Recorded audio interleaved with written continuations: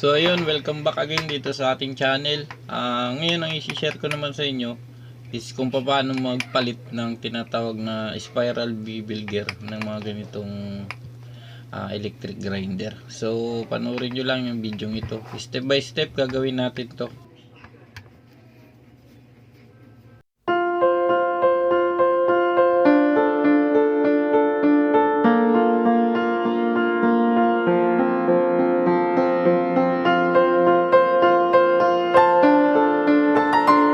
So ayan, natanggal na natin. Kung mapapansin nyo yung mga gear nito, halos na pudpud na. May mga may mga natanggal na ng mga parts sa mga gear nya. So ang nangyari kasi dito, sumayad na yung tinatawag na post button lock nya. Yan. So yan ang sumayad dito sa may pinaka nya na to. So kaya ang nangyari, nasira yung gear natin. Ito yung bagay na sinasabi ko. Yan yung post button release lock nya. Para dun sa natin sa mga disc, sa mga bala nya. So papalitan din natin yan. Papakita ko sa inyo. Then silipin natin yung loob ng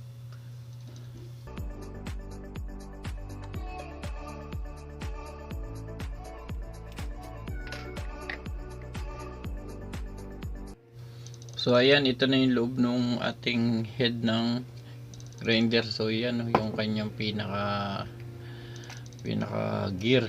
Halos naubos na yung pinaka dulo. Kaya ang nangyayari dito, hindi na sumasama yung pinaka disc dahil pudpud na talaga siya. So tanggalin natin yan. Pag tinanggal nyo, angatin nyo lang muna yung lock dito sa may carbon brass. So yan, aangatin lang natin yung lock dito sa may carbon brass para hindi siya sumaya doon sa ating mamaya pag binunot natin sa kanyang bearing. So angatin nyo lang naman ito para hindi nyo na kailangan tanggalin yan kung okay pa naman yung carbon brass. Ganun lang gawin nyo, angatin nyo lang siya. Yan, i-list nyo lang yan sa kabila. Aangat naman yan yung carbon brass nya. Hilain lang na konti, pakyat. Yan, okay na yan. Din sa kabila, ganun din. Easy lang siya. So yun, tanggal na siya. So konting sikwat lang ito ng flat screw, angat ito.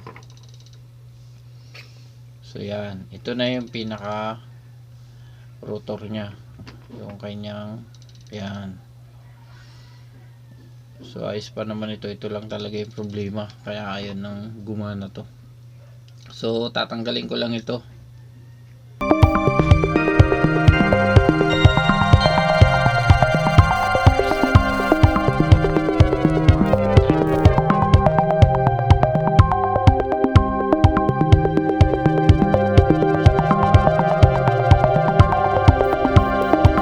Mapapansin nyo dito, talagang naubos yung pinaka gear. So ngayon naman, susunod natin ito, tatanggalin natin yung bearing para mangat natin yung lock. So tip ko dito sa inyo, dalawang flat screw, ipagtatapat nyo lang ito para pag sinikwat nyo siya, sabay sila para pantay yung pag-angat ng bearing na to. So tingnan nyo lang kung paano ko siya ginawa. So yun, naangatin mo lang ng ganun, sisikwatin mo lang pataas. So yun, lumog na siya. So panoorin nyo lang, yun, natanggal. Yan na siya, natanggal na siya. So ganun lang siya ka-easy na tanggalin. So tanggalin na natin pati yung lock. Gamit tayo ng tanggal talaga dyan.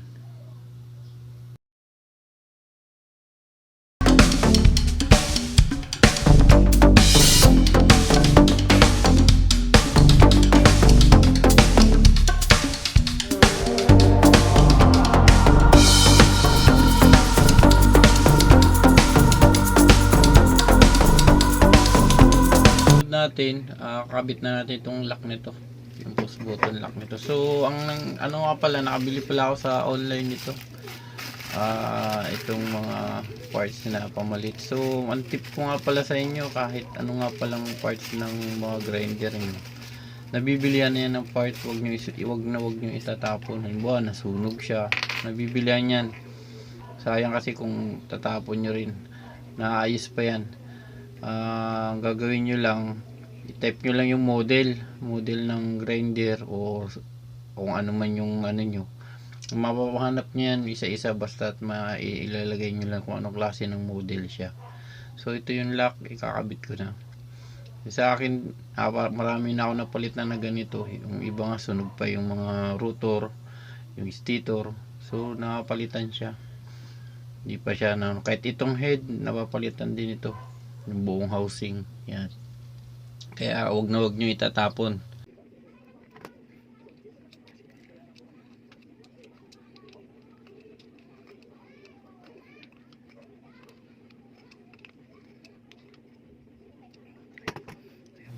So yun, okay na. Ipalit na natin. Okay na siya. Ang susunod naman natin, papalitan natin ito ng ito. Yung kanyang spiral bevel gear. So, ganun din ulit. Nahanap ko lang din sa online ito. Hanap ko lang yung mga model. So, kaya ang tip ko sa inyo, huwag nyo tatapon yung mga ganito yung electric grinder. Sayang. Ayan, ito na ipapalit natin. So, ganoon lang din ulit kung paano natin siya tinanggal kanina. Ganoon lang din natin ibabalik. So, panoorin nyo lang yung video to. So, pasensya na sa audio. Medyo pinag-aayos kasi dito sa kapitbahay ko. So, yun. Sige, pakipanood nyo lang to.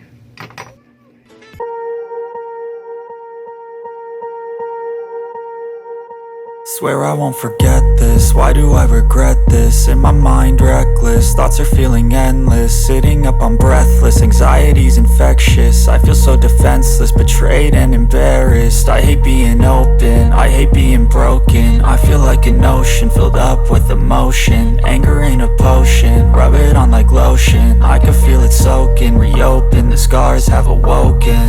I can't move on till I let go. I feel so lost, never at home.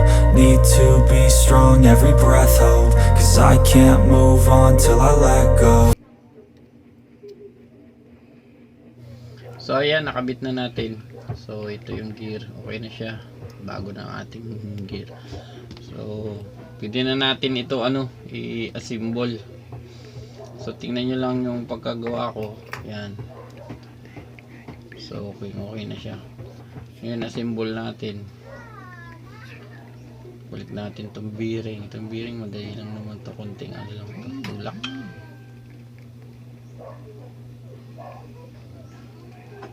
So, yan. Pwede na natin ulit siya ibalik. Pero, wag natin kakalimutan na lagyan ng grasa to. Baka mamaya, ibalik yun ng ganyan. Kailangan meron yun siyang grasa. Yan, lagyan nyo ng grasa para meron siyang lubricant doon sa loob niya. But paano pag umikot siya, hindi siya hirap, hindi rin masisira agad yung mga gear natin dahil meron tayong protection. So yan, kabit na natin.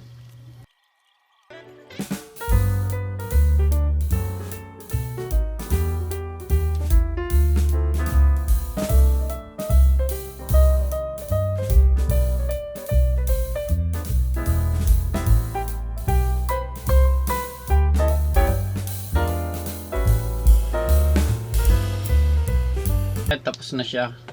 Susunod naman natin itong pinaka rotor niya. Babalik na natin to. So yan, kailangan make sure nyo na yung carbon brush niya hindi nakababa kasi mababasag yun. So yan, salpak lang natin ng ganyan. So may saktong yan siya doon sa loob kung matigas siya, kasi yung kanyang bearing dapat nakapit yan sa pinakaloob. So yun, ikutin nyo kung talagang hindi na sumasayad. So dito may diskarte kung hindi nyo alam, nasa gilid lang yan siya. Yan, nasa gilid yung pinaka switch. So ganyan ang posisyon niya. Yan, kaya hindi kayo magkakamali dapat sa ganyan.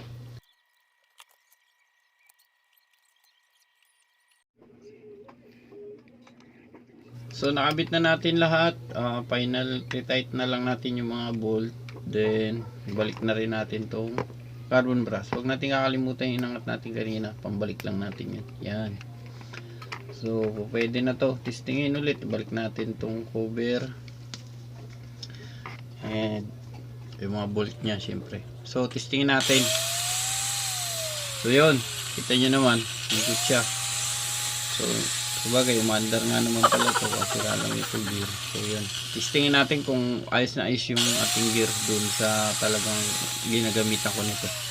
So yung ginagamitan ko pala nito is ito. So dito ko siya ginagamit sa mini cut off ko. So ito yung pamputol ko pag may ginagawa ko sa bahay. Yan. So laking bagay kung mayroong ganito ka. So kaysa kang maglagari ka pa, maubos yung oras mo. So dito easy na lang, kaya dito ko ginagamit ito. So siguro bumigay na siya dahil doon sa sobrang tagal ko na rin ginagamit and nasira na yung lock niya. So yan isa sa mga idea na ibigay ko sa inyo. So hanggang dito na lang ito. Kung bago ka pa lang sa aking channel, sana huwag mo kakalimutan mag like and mag subscribe. And pakit mo na rin si notification bell para updated ka sa mga susunod ko pang mga video. Stay safe, bye bye.